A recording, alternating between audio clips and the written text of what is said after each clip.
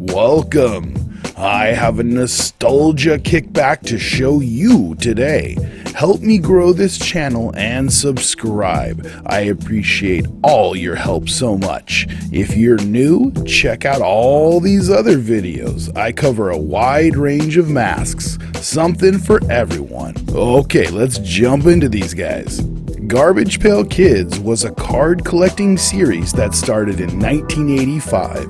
As you can see, their gag was to spoof Cabbage Patch dolls, which were very popular in 1985. They were sick and twisted, and I freaking loved them. I had some pretty cool older family members when I was young who introduced these to me early on.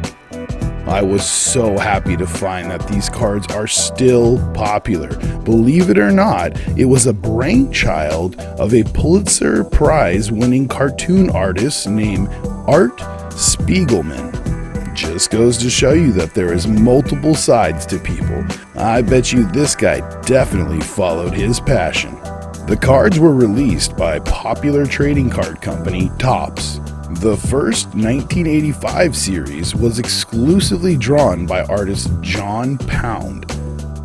In the later series, they brought on other artists to help him draw the characters as it became more popular.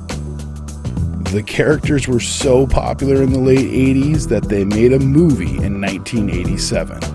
The movie was a huge failure. It received a 0% critic rating and a 35% audience rating on Rotten Tomatoes. I'll play a quick few clips from the movie and let you be the judge. In my opinion, the characters are creepy, but at least they are practical props here, and we're not looking at CGI characters. I bet you the script was just very weak, but it's definitely a movie I want to check out. Check this out. Yo! Time is it? You were right. Tangerine loved the outfit. Chicks is chicks. A TV show was also created and set to release in 1987 as well, but it was delayed for several years due to parents' complaints to the network. The cards were also banned at many schools. I can definitely see why the "oh no, think of the children" moms would be very worried about this in the 80s and 90s. It seemed like the only thing people could focus on back then. Whenever there is something this weird and gained so much attention in its heyday, you can bet some mask maker somewhere is ready to sculpt it. And Trick or Treat Studios took the lead and made a Garbage Pail Kids line of 4 masks and 1 prop. They chose some of the most iconic characters like Alligator, Creepy Carol, Glowing Amber. I obtained the other 2 masks released. First, I want to show you Zeke Freak. Sculptor Pete Infelice took to creating the 3D sculpt. I think he did a great job. He definitely pulls off this cartoon look. I like the way the eyes are bulging from the head. That's pretty cool. The texture and shape of the snout and skin give a very gross vibe, like a almost sweaty, swollen pig looking thing. The teeth are my only negative about the sculpt. Not sure why they connected to the black mouth filler portion of the latex. They should have just let those teeth hang independently and maybe thickened them up in the sculpt. But let me talk about the elephant in the room. When I opened this mask, and I received it as a Christmas present, it was immediately identified by my family that the tongue has an extremely phallic shape to it. To which I responded, "That makes this mask that much better.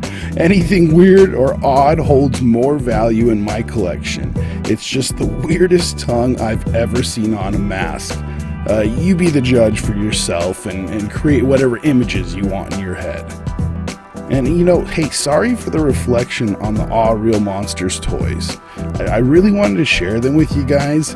I'm not ready to open them yet out of the package, but if I do, I will definitely put it on this channel, and I hopefully you guys dig them. A little piece of nostalgia there. The paint is pretty good, nothing fancy or detailed. They did a good job on painting the eyes. I like the hair that was punched into the mask. It makes it look extra gross with the patches of hair kind of just clumping out. My only issue with the paint, again, is the teeth. They didn't even bother to color the white on the teeth all the way up to the gum line. But other than that, I think this is great. The eye holes are small, and it will fit a medium to small head. I think it's definitely displayable. Yeah, great. Okay, let's check out the last mask in this line. Say hello to Bony Tony. Tony was sculpted by Jason Thomas. This is one big mask. I really like the concept of the original art. I think the sculpt itself is accurate to the original image. I love skull masks, and this is definitely a great way to sculpt a skull. I am impressed with the look of the zipper. The zipper runs all the way to the back of the mask and splits the hair. The skin looks like it's bunching up and loose. Again, they used hair instead of molding it to the sculpt. I like anything like hair that adds another texture to the mask. It really gives it more value and character. Looking at the paint, I am happy with the skull and the zipper. But other than that, I think the eyes have sloppy lines, and it really distracts from the perfect look of this whole mask. The shading lines in the skin are also pretty sloppy. Maybe I'm just too picky, but those things stand out to me. It will fit an extra large to large head. Eye holes and ventilation are small. You could wear it, but it's meant more for display. Even with those issues, I am super happy to own something this cool and original looking. I am still happy to welcome Zeke and Boney into my collection. Not sure if I'll get more of these line from Trick or Treat Studios, but I definitely want to start collecting this line of cards. Let me know what you guys and gals think of these masks. That will do it for this episode. Thank you to everyone for watching. Help build this channel, subscribe, or share this video. I have a lot more masks of all different genres to show you. Hey, until next mask, follow your passion.